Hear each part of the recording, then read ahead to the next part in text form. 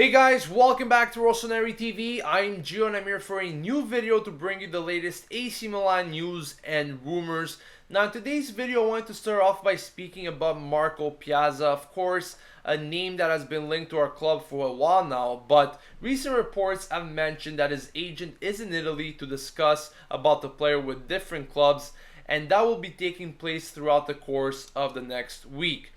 It appears to be that Milan and Juventus are the two clubs that are in the lead for the player. In yesterday's video, I actually mentioned that there were reports stating that Inter were close to signing him, and some were actually saying that it was a done deal. However, everything was quickly dismissed by both the player and the agent, as they said that there's nothing serious going on with Inter. And this makes me think that this signing has come down to a two-team race between Milan and Juventus. And I wanted to speak about the pros and cons of him potentially joining either team. Let's keep something in mind, however. His agent said that he hopes the situation is defined as soon as possible, because I simply think that the player doesn't want to be kept waiting much longer. He wants to join a team.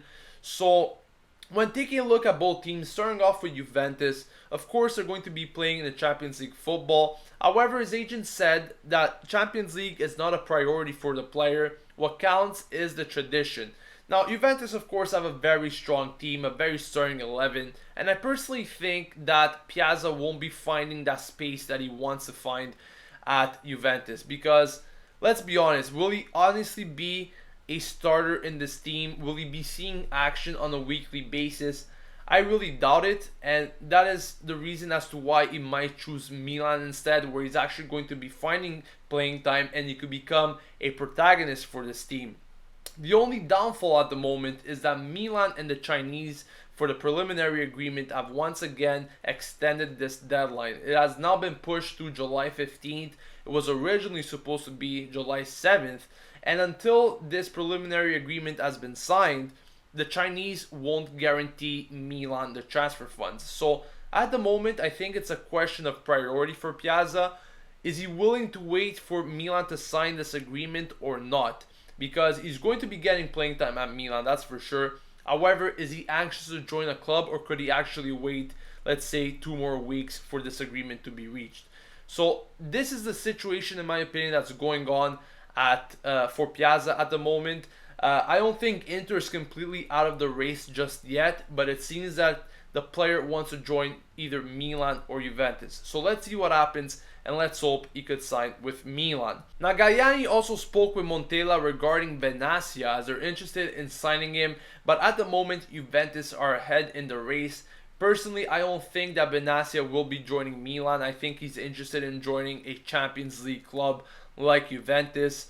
However, something positive to look into this is that Milan are looking for a center back. If they're interested in Benassia, it means that they want to sign a solid center back to pair up with Romagnoli. The same could be said about the defensive midfield, because they're also stating that Milan are considering Thomas Rincon of Genoa. Now, the 28-year-old defensive midfielder scored 3 goals and had 7 assists in the Serie A last season, so pretty good statistics for a player that plays in that position.